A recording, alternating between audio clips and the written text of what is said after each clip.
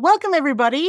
It's a special time of the year. It's May the 4th. And I realize that probably doesn't mean anything to you if you're not a Star Wars fan, but we celebrate this date by saying, May the 4th be with you. And I don't have to tell you that the pronunciation pun is the TH sounding like an S. Fourth, force. Fourth, force. May the 4th be with you. And today I'm with Gerardo, a fellow fan, to discuss how our perceptions of people and personalities and even other species can be shaped by the sounds, the languages, and the accents within the Star Wars universe. And you'll even hear about how these same features in linguistics exist in other works of literature as well. So now let's get on with the show.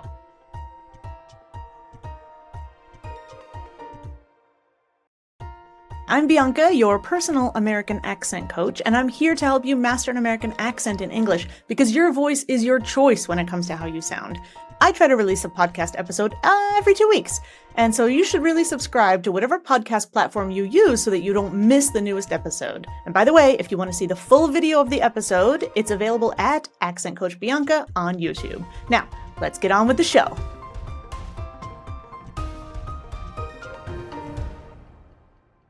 Yay!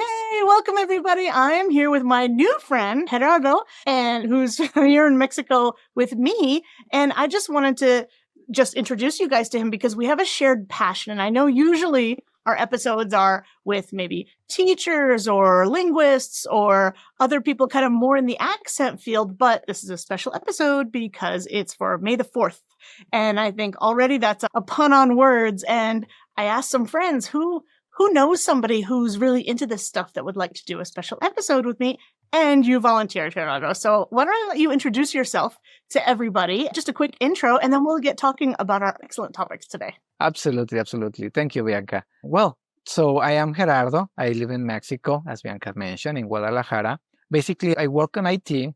I am a married person to a very wonderful wife, and we have a beautiful daughter.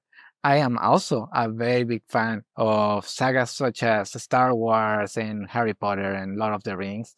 So yeah, definitely I'm very excited to be here with you today, Bianca. And well, let's get it rolling. Oh, very nice. Yeah. And actually, just for our listeners too, Gerardo has agreed. He said, yeah, go ahead and correct me. It's totally fine. So guys, you might hear me interject or pause, and we're going to make some corrections as we go. And so, for example, I think you said I work on IT, but usually we say in. I work in a certain field. I work in restaurants. Yeah. So now, it's I work in IT or I work in language. I work in a school, for example. So just so you know, right? And since we're stopped anyways, the topic of the day, because it's May the 4th, is Star Wars. Right? I don't know if you know this. If you look at in English, because, English is terrible, I know. And we have the letter S, and you guys do too in Spanish. This is actually a problem for me, except it's the opposite. In English, when I have an S at the end of a word, 90% of the time, I'm going to say that like a Z. And what I mean is I'm going to do this thing called voicing, and my vocal folds are going to vibrate. So see if you know the difference. Star Wars, no vibration. Star Wars. Star Wars. You see the difference? See what I mean? Yeah, definitely. I didn't know that. So who's going to know that, right? And when I look at English, I say, well, they're both S's, right? So why would I make that one different? But I have the problem in Spanish where I see the letter Z and I go Z. But at least in Mexico, it's really it's an S, right? It's like in this case. So yeah, I have the opposite problem. So since it's the topic of the day, we're going to put that out there first for everybody. It's Star Wars, for everybody. Yeah. Nice. And speaking of, this is the perfect topic. We just said, this Z sound, I'm vibrating my vocal folds. That's called actually voicing, right? Whether I'm voicing or not voicing. And our first topic is voices. So we're talking about the Star Wars, everything, the whole saga, everything. If you had to pick out some voices that really stick out to you, who are the first people you think of and what do you think of? Right. So yeah, now that we are on topic, definitely the very first voice that, will be in the minds of everybody is Darth Vader's. It's such a deep voice that, imposes, and also it's kind of threatening, right? So definitely that's how it should be. The curious thing about that is that the actor that was playing Darth Vader's role during the movies, he was like a very tall person that was very physical, but had like a very, thin voice. So they had Mm. to do that with another actor. So they reached out to James Earl Jones, who is an American actor, and he has a very deep voice. His voice is called like a bass, and Mm. definitely he outdid the role in that. Oh, yes. Like you said, imposing, like just that's the point. I think especially in the beginning, depending on the order that you watch it in, you're like, ooh, he sounds like a villain, right? Yeah, he's got this like chest voice. It's very deep. It's very, how should I say? Imposing was a good word. Commanding is what I wanted Commanding. to say, right? And this is iconic, like so iconic, both of our cultures, a lot of cultures, anybody who has seen this, like, that voice. You could be asleep in your bed, and if you heard that voice, you're like, okay, that's Darth Vader. And if you know the actor of that, if you know James Earl Jones, actually, I want to pause here for pronunciation because it's a good name. The R and the L, it's really difficult. Think of the word, when we're recording this, the World Cup is coming, world. And everybody's sound that they really can't stand is that little animal that is in the park, maybe. It's Squirrel, squirrel. So R's and L's are really difficult. I want to take a quick second to make sure everybody can do this correctly because in English it's difficult. I'm going to bring, for people who are watching this on YouTube, I have a mouth model, I should say. So try this. First of all, the R's, that's great, right? The R's, if you lift your tongue and touch the sides of your tongue to your molars in the back, that's the R I'm looking for.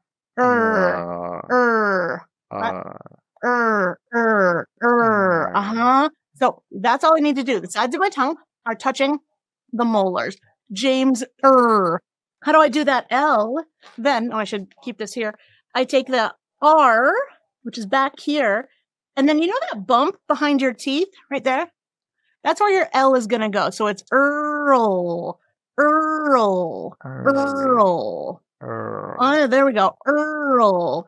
James Earl Jones. I get up early. I want to go visit the world. There's too many squirrels in my yard, for example. That's a tough combination that I wanted to say. So that was a really good thing to show everybody today. Does it make sense how we articulate those two sounds? Totally. Yeah. Perfect. That is one of the syllables that's very difficult for us Mexicans to learn when we are learning English because of those. Spanish is a little bit more direct with the pronunciation of the syllables, but English requires, making a lot of movements with your mouth that you don't normally do. Absolutely. You're not used to it, right? And I don't know if your brain knows this, but you might have heard the difference. We actually have two kinds of R's in English, and we have two kinds of L's in English. So if R's and L's are difficult for people, that's why. Also, well, that's worse. That's what's on top of it, right? So yeah, it's great that we can pause and kind of talk about these things. So James Earl Jones is an iconic voice for Star Wars. You're like, this is the bad guy. We know that it's more complex than that. Like his character has a lot of layers, let's say. But also, what are some other characters' voices that when you hear them, maybe you feel like there's some personality behind it, or it's the way that they speak? Do you have anybody else in mind? Yes, definitely. We have many other characters in Star Wars that we can speak of. Maybe I want to mention next Yoda. He is such an iconic character from the Star Wars universe. He's so small, but you can tell from the very beginning that you meet him that he's very powerful and he's very wise.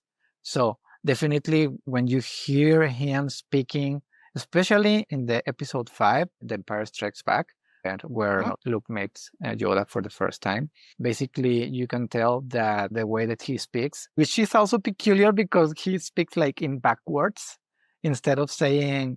Yeah, isn't that funny? I think we all know Yoda has this grammar where he for us, it's a little bit backwards or mixed up. And isn't it funny? Because often when we hear people speaking our language and we hear them make mistakes, sometimes that's a bias, right? We think, ooh, they don't know how to speak. It's an awful prejudice, but we often think, oh, their intelligence must be lower, right? We think lots of mistakes, can't speak a language. It's this awful prejudice that we have. Oh, this person must not be very wise. But guess what? It's the opposite with Yoda. And I think Exactly. that's so interesting too, because yeah, why he's making mistakes, but he's so intelligent, so wise. And the other thing I think you mentioned was like the kind of the quality of his voice. He's so small, yet he's so powerful. And that's something that's interesting too. I know I used to teach in a school. I don't know if you have had this experience, but you teach in a school and there's like 30 kids in the classroom, and some teachers want to get attention of all the students and they're yelling, right? And I always found that the opposite was more effective. Like I would start whispering and then, well, the kids, they had to really listen. So I feel like Yoda is like that in a way. He's small, but he doesn't need to scream. Actually, his power comes from this quiet, kind of reserved personality that we can hear in his voice. Does that make sense, what I'm trying to Yes, say? yes, totally. Do or Uh, do not. There is yeah. no try. That's what he said. We could say that's true for language too, right? People often tell me that they're going to try something. And isn't it funny? The word try, right? If I say close your eyes, and then we're going to take this directly from episode 5. If I say close your eyes and I say there's this huge rock in front of you, this boulder, and I say, okay, try to lift a boulder. What happens? Do you lift it or do you struggle? No, because it's very heavy, I believe. I'm Right? imagining very big boulder. So yeah, I'm only trying. Uh-huh. Exactly. So if I say close your eyes, try to pick up the boulder, you're probably not going to succeed. But if I say close your eyes, and if I say, you see that same boulder? Okay, now lift the boulder, move the boulder. You did, right? Like you can. Yes, like And in it's your mind. so interesting. Yeah. And we think that the word try is something very helpful and positive, right? But it actually could work against us sometimes. So that's something I try.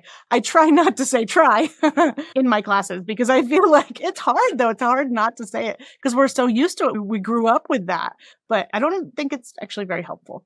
So we've got Darth Vader, we've got Yoda. Anything else you wanted to add for Darth Vader and Yoda before we talk about the next voice? Well, not much. I mean, they are very iconic characters, and there are many others. We could talk the entire time only about, iconic voices in the Star Wars universe. Exactly. And well, like you said, there's so many characters. It's enormous. It goes so deep. But I think we want people just to start thinking about when I hear a voice or anybody's voice, what are my biases?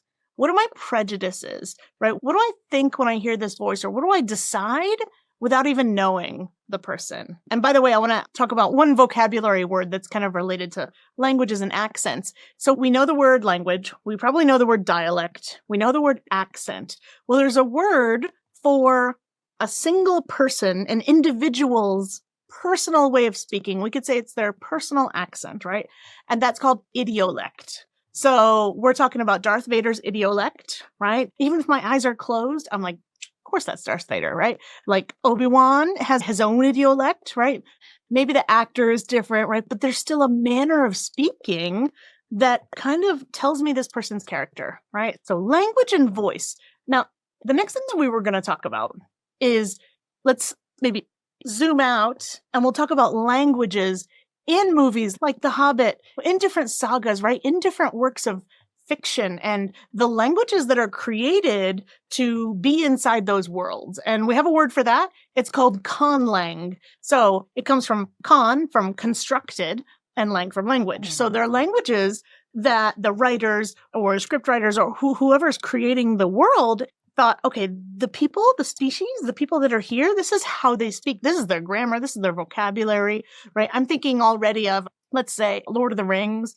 How do the elves speak versus how do the hobbits speak, right? How does their language work? And what does that tell me, about the characters? And I think we can apply the same thing to Star Wars, wouldn't you say? Yes, definitely. Now that you go into the topic, the curious thing about that I can think of is first, the Lord of the Rings that we all know and many of us love basically was born as an actual language. So Tolkien, he was studying letters and, Linguistics. in college, and he started creating this Elvish language because he wanted to, kind of give some kind of like a history, like a genesis to Uh-huh. how the culture was born in the Oh, Celtic yeah. cultures, right? So she Mhm. invented what Mhm. he believed could be an ancient language, the Elvish.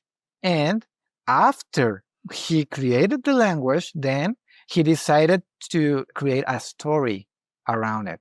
So that's super interesting because Ah. the story wasn't first, it was the language. I had no idea. I did not know that. That's super interesting. Yeah, when you say, I think this is true in a lot of languages where they are going to have in university, let's say a career, a study course, a course of study, I should say, they call it letters, right? In English, when you say, oh, I'm studying letters, you think the alphabet, you think, oh, you're studying ABC, right? But we have linguistics, which is studying language. Is letters the same as linguistics for you, or is it different? So I wouldn't know because Okay. my career was like in a different faculty that the letters career is. I know for a fact Mhm. that in Mexico we do have the letters career, and I don't know about the actual linguistics one. Maybe that's more like a Ah. specialization or something like that. It But it'd be yeah, I interesting. don't know. Oh, yeah, I don't know the difference. So if anybody out there is listening to this and they know the difference, let us know. I'm thinking maybe letters, how you say, maybe that's literature for us. I'm not sure. But yeah, if anybody knows, let me know because I'm always not sure about that. And when we were talking about Con Langs and the history behind that, I think, like you said, super interesting how Tolkien really was looking for a background, right? And he was looking for a way to shape that, right? And build up the world. And I think also in Star Wars, we could say the same thing, right? The Yes. language shows something about the culture for different groups. Like, do you have any groups that when you think about it and you think about how they speak, you say, oh, yeah, it really adds something where it shows something of their species. Like the first thing I'm thinking of is like Chewbacca, right? And Yes. how when Chewbacca speaks, you kind of catch some meaning a little bit.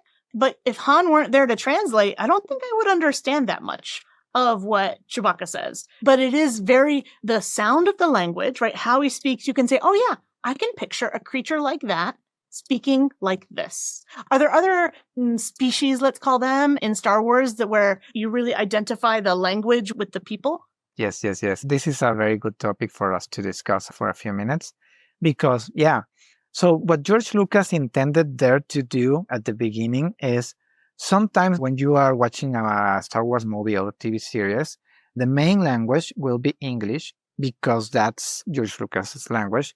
But in the culture, in the Star Wars universe, it's not supposed to be English. It's supposed to be a common language. That's what they call it, like common language.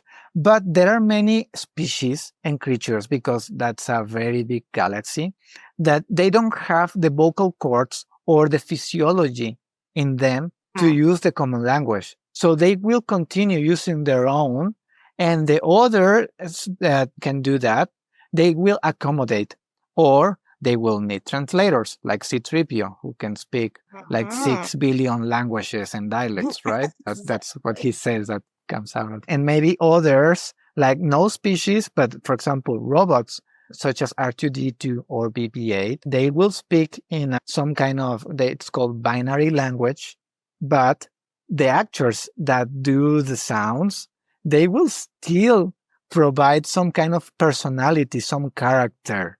Like, for example, in Star Wars Rebels, which is an animated TV series from the Star Wars universe, there is a very fun character, a robot, that's called Chopper. And he is dubbed by Taika Waititi, who is the director from many Marvel movies. But he is such a fun guy to dub Chopper because Chopper, without understanding what he's saying, you can tell when he's cursing, when he's making fun of you, when he's, being super mad at something. And it's a very, something real interesting to see in a TV series. Huh. And you think, how did they do that? I remember even being a child and yeah, listening to like R2D2 and knowing I understood the beeps. I understood like what he was trying to say because why, right? We didn't hear vowels. We didn't hear consonants, but we heard something. We understood something. And that's actually what we want to talk about last is the music and what we call the prosody behind things. So let me define prosody real quick for people who might not know what we're talking about. If we say vowels and consonants, we're talking pronunciation, right? We can say we have, 5 P's of any accent, right? And one of those is production. And inside of production, we can produce pronunciation, or we're producing prosody. And prosody is, like we said, it's the music. So what does that include? That can be connected speech, that can be syllable stress, rhythm, intonation, right? All of the things that even if I didn't speak the vowels and the consonants, if I were from a different planet, I would still hear some kind of music, right? Towards the language or behind the language, let's say, and behind different dialects and behind different accents. Like the music is different, right? I'm listening to a different song. And so when we think of the prosody, you say, oh, well, that's how I understood them. That's how I knew he was making fun of me. That's how I knew that R2D2 was really excited about this thing, right? Even if I couldn't see that he was kind of dancing and turning around, I could hear it in his voice, right? So if we think about the musicality of different human or non-human languages, then like who else in the Star Wars characters really sticks out to you for maybe not what they say and how it belongs to their personality, but the music behind it? Can you think of any other examples? The best example that I can think of on this particular realm that you're kind of touching right now would be Princess Leia, right? Because every time that the princess shows up on screen, the music will be played so that it matches what she is feeling. If she's feeling like calm, like a comfort song with someone, the music will be light and it will be like, okay, yeah, she's very comfortable with this person. And when she's in a distress situation, like when Darth Vader is holding her like you are a rebel and you will tell me where the rebel's base is, the music is very thunderous and, it will be like super distressful, I can say. Yeah, exactly. And since you mentioned the princess, I'm just going to say right now, I have two things I wanted to say about that. Number one is, okay, we're doing this May the 4th be with you special event right now. And every year I try to do something. And I did make, I think it was a video 1 year ago, 2 years ago, I can't remember. So it's been there a while on YouTube. And then just the other day, and maybe because the date is coming up, but somebody put a comment because in the video I remember saying, hey, do you say Leah or Leia or do you say something else? And somebody made an amazing comment. It goes back to what you said earlier, is that, hey, the universe is a big place. Like some people say Leia and some people say Leah and other people say something else. It's really great what you mentioned. And I thought, wow, A, why didn't I think of that? I was thinking more the canon, right? What is it supposed to be? And then B, I thought, well, how did it take somebody 2 years to say this to me? I thought, wow, that took a long time. But yeah, totally. Because in pronunciation, we often think, oh, this is right, this is wrong, we tend to put those labels on it, but it doesn't matter as long as it's comprehensible, right? If I understand this is the person that you're talking about, so the very idea of a mistake already it doesn't really apply as much to us. True. And then now we're thinking about, the whole universe. Can you imagine how many different sounds and things you could encounter, in this too? And the other thing about Leia that I wanted to mention is her voice as well. When I first saw Star Wars when I was young, there were still the more, let's say, classic Disney princesses. And, they were the ones who had to be rescued and things like that. So the first time I remember seeing Leia, I was like, wow, she is a badass. And she sounds like it too. Like she sounds so confident. When she gives instructions, you don't even think about it. You just say, yes, ma'am. Yes, ma'am. Yeah. Do it. Yeah. And maybe that's because she was raised as a princess, but I think it's also partly something kind of inside of her, right? And our voice can sometimes show that too, right? And but like you said, the music, the real music, it matches how she feels. Yes. And I'm curious to hear your thoughts on English versus Spanish. Music includes two big things. Number one, rhythm, and number two, intonation. And people confuse them. So rhythm is which words are stressed and which syllables are stressed and longer. I have a lot of trouble in Spanish, I have to tell you, because like we said earlier, the syllables are like and they're all kind of even. So I have a hard time in Spanish following. It's a lot of extra work for me because in English, I can hear two things. Number one, the stressed syllable is pretty stressed. And then number two, the words, right? I just said it, the words, like we hold on to those words. tell me if you agree. I don't think that's as true in Spanish. So, do you have that sense too that Spanish is less, let's say, pronounced in its rhythm, so it sounds more like da da da da da da da da da da da da. Do you find that to be true too? So I feel like the rhythm for me, because I'm coming from English, the rhythm in Spanish for me is really hard to follow, and it's hard for me to catch the most important words.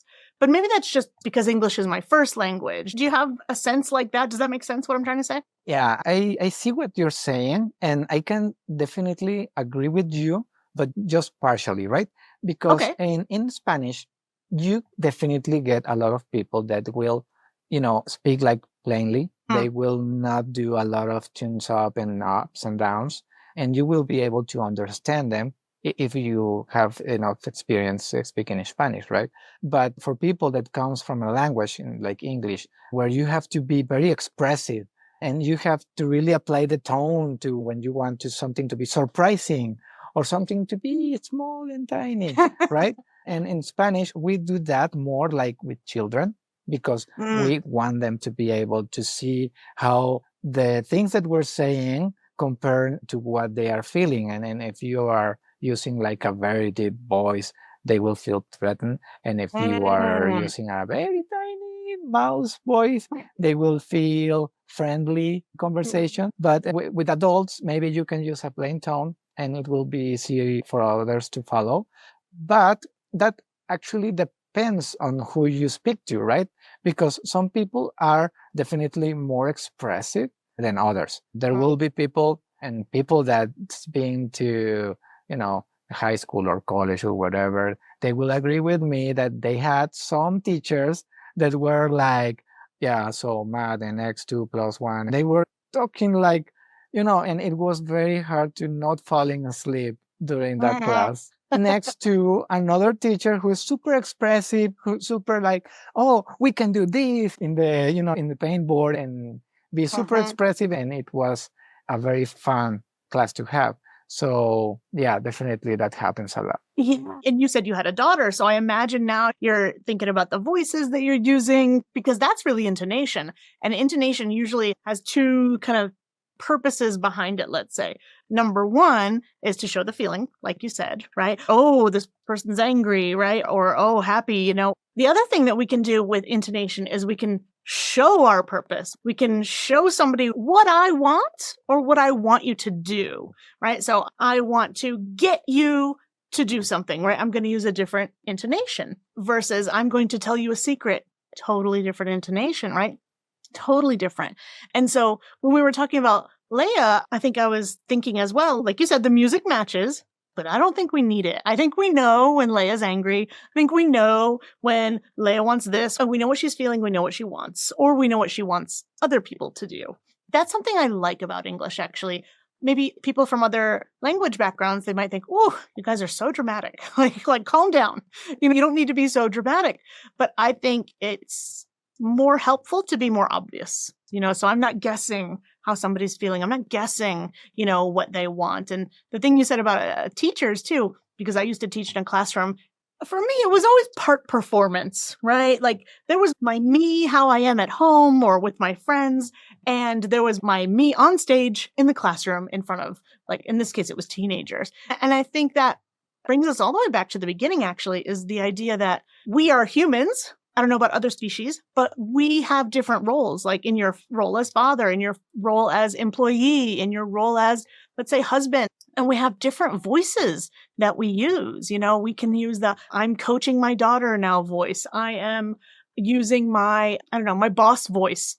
And we have different kind of roles that we can fill with our own voices. I don't know if you've experienced that too, or if it's the same in Spanish. What do you think? No, you're totally right. In IT, we normally call that wearing different hats. So you wear Uh-huh. the dad hat and then you wear the employee hat, and sometimes Exactly. the teacher hat too, because sometimes you have to explain stuff not only to your kids, but also to other people if you want your ideas to really share the thoughts that you have. And Mhm. so definitely you have to be thoughtful on how you are going to articulate those ideas and how you are Mhm. going to share them based on the audience that you are Yeah. going to be talking to, right?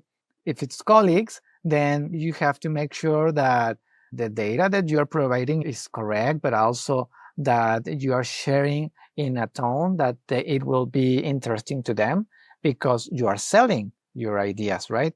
And It's at true. home to your kid, if you are only talking like plainly like this, and oh, you should go make your room, your kid's not Clean your doing room. anything, right? You have to Yeah. really choose between, being like imposing, like clean your room, right? You can make it fun, like, Mhm. hey, if you don't clean your room, there will be all kinds of bugs in your bed. And she will be like, no, I don't want any bugs in my bed. So Yeah, you see like what you I'm said, saying? in some ways you're selling that idea, right? Maybe we have a salesman hat or a sales voice, right? Because you said putting on different hats. And I think, tell me if this is true in Spanish. When you put on the different hat, do you have a different voice? Do you have different voices also in Spanish, or do you feel like just English?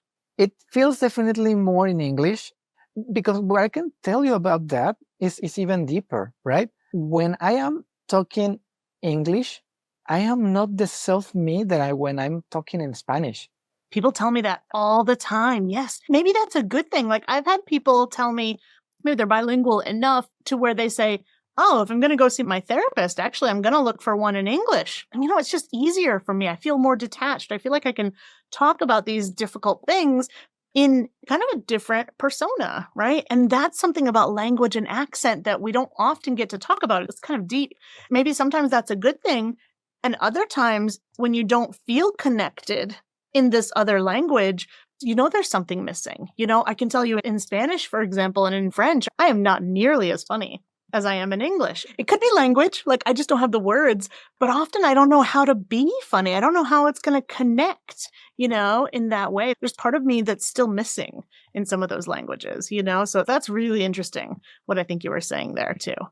Going back to the topic of Star Wars, what I can share about the very same topic that we're discussing right now is that, as most people in Mexico, I grew up in an environment where Spanish was the primary language.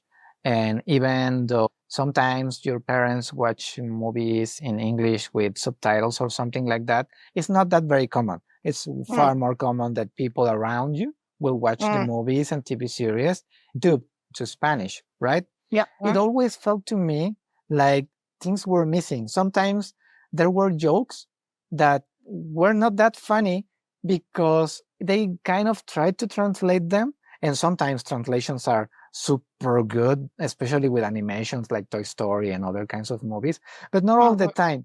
And I felt like I was missing something. So when, of course, throughout different stages in my life, I studied English. And when I felt, skilled enough to be able to watch movies, because that's different than to be talking technical stuff with someone you work with. Watching movies Mhm. and TV series is different, and it has been far more challenging than most people realize. But once I started doing that with Star Wars, a whole world of new meanings opened up for me. And I started being able to actually understand the real intention of certain dialogues or of certain conversations some characters were having Ah. that were totally missed in Spanish. That was the last question I wanted to ask you was, did you ever see it in Spanish? Was it only ever in English? And how did they compare? So I'm glad that you said that, because it really depends. How was it A, translated? And then B, if it's been dubbed, and the voice is a different actor, like how was that? And does it translate? Or maybe like you said earlier, maybe if I used a voice that I would normally use with children, if I used that with adults, it would be weird. So maybe they have a limitation there anyways, maybe it's cultural, maybe it's language, but we do, I think, get something different out of it, depending on what it is. Yet for me, even if I don't speak Japanese, for example, if I'm going to watch an animation, I really want to listen to the original. I want to listen to the original, and I'll just read the subtitles, I mean, that's me. That's what I prefer. But I know there's sometimes where like the dubbing is amazing, right? That happens sometimes. Or like you said, the translation is maybe better than the original. I've heard this about, for example, Shrek in Spanish. I don't know if you agree, but everyone says, oh, Shrek is even better in Spanish. So there's certain exceptions I think we could have Shrek, there. Shrek So, is real good in English. I uh-huh. definitely don't agree for that particular one. Oh, okay. The one that I can totally mention is Malcolm in the Middle. Why I'm saying this? No, Malcolm in the really? Middle, my understanding is that it's a sitcom in the Yeah. US it didn't do that well. But in Mexico, it's a phenomenon. Everybody you ask it will tell you that Malcolm in the Middle is probably the best comedy show on TV, even when it's, over 20 years old. And part of that is the Spanish dubbing, not only the translation, but not the subtitles, but the actual dubbing Yeah. is amazing. And now that I'm able to speak both languages, both Spanish and English, I still prefer to watch it in Spanish, honestly. Wow. I've never seen it in Spanish. Now I'm going to have to watch it too, because apparently it adds something then too. That's really interesting. And I think isn't there a new, not version, but a new extension where he's like in midlife or something like that? Have you Yes, seen they this? created a new season. We are watching that in I haven't Disney seen it Plus. yet, so you'll have Yeah. to tell me how it is and how it compares in the two languages, right? Oh, that's perfect. So is there anything else that you'd want to add about all the things we talked about today in terms of like language and accent and idiolects and just perception and all the things that we're talking about within Star Wars, or using Star Wars kind of as a mirror, I guess, for like human languages too? Is there anything else you want to think to add? Sure. The first thing that I want to mention is Star Wars. I'm a very big fan because of the story that they are telling you, how large they have created an entire story that goes like in a very good story. They will create lines that go millions of years back in the line of the main story, and again, millions of years later in the story. And all that you can always get a lot of content that will probably be interesting to people. So definitely for people watching this, not only stay with the movies that have been shown in the theaters, try to watch the TV series, the animated ones and the live action ones, and you will see Star Wars has far more to offer than just what you can see in the movies. And Oh, secondly, yeah. Well, wait, yeah, before you tell us the second one, can I ask a question? Of all the spin-offs, of all the different things, do you have a favorite? yes, definitely. The one that actually has become my favorite in very recent is Andor. Is one of the latest Star Wars TV shows, but it's so well crafted, and a lot of people will agree with me that it was totally done in a way that can not only engage the kids but also a more mature audience.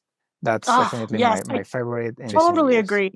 Totally agree. And I happen to be rewatching it right now too. To me, it's a comfort series. You know how you're like, oh, I don't want to watch anything, but I want to relax and I just want to put the screen on, like Andor. Like I'll just watch Andor, and I feel like, yeah, like you said, it's there are a lot of more mature themes there too. And the more you dig into it, there's just so many things. And like you said, it's the whole thing. There's so much there. It's so deep.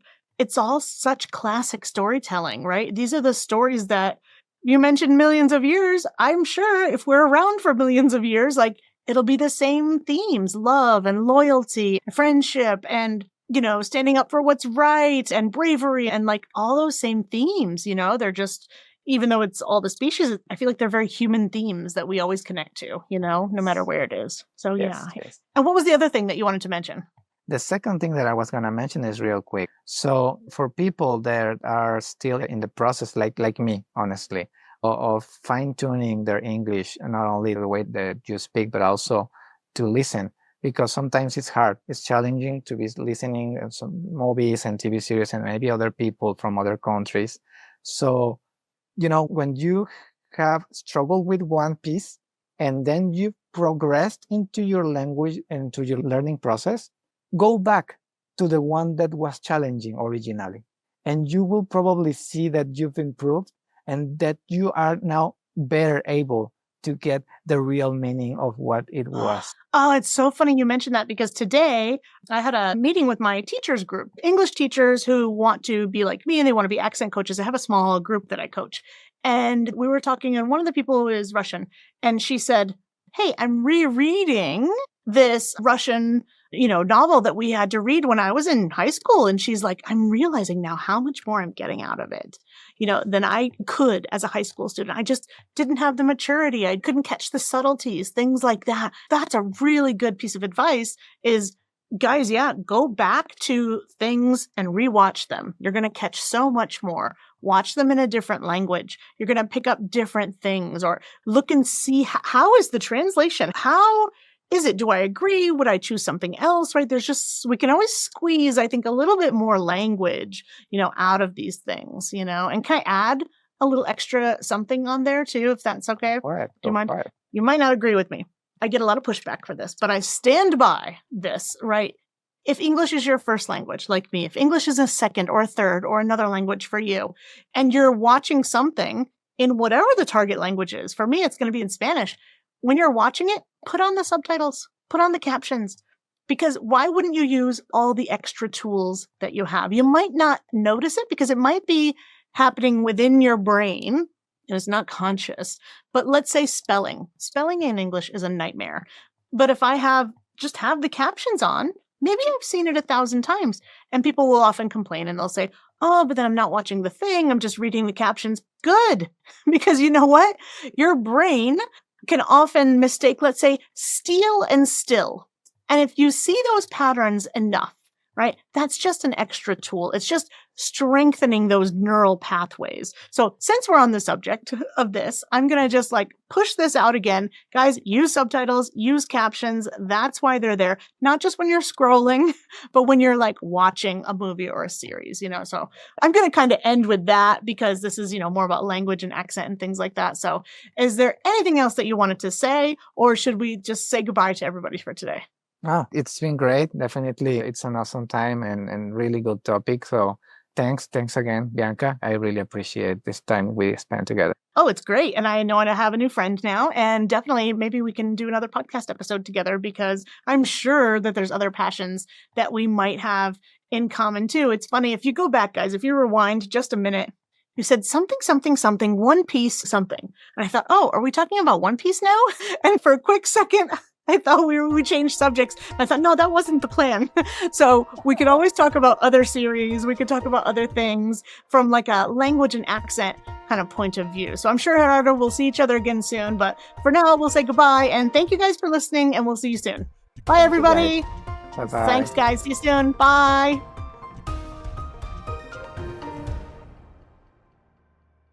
And thanks for listening all the way to the end, everyone. If you do listen, I like to tell a little story about what's going on in life for me right now. And it's spring in Mexico. So the other day I was driving in the car and on the radio, yes, I do still listen to the actual radio stations in the car.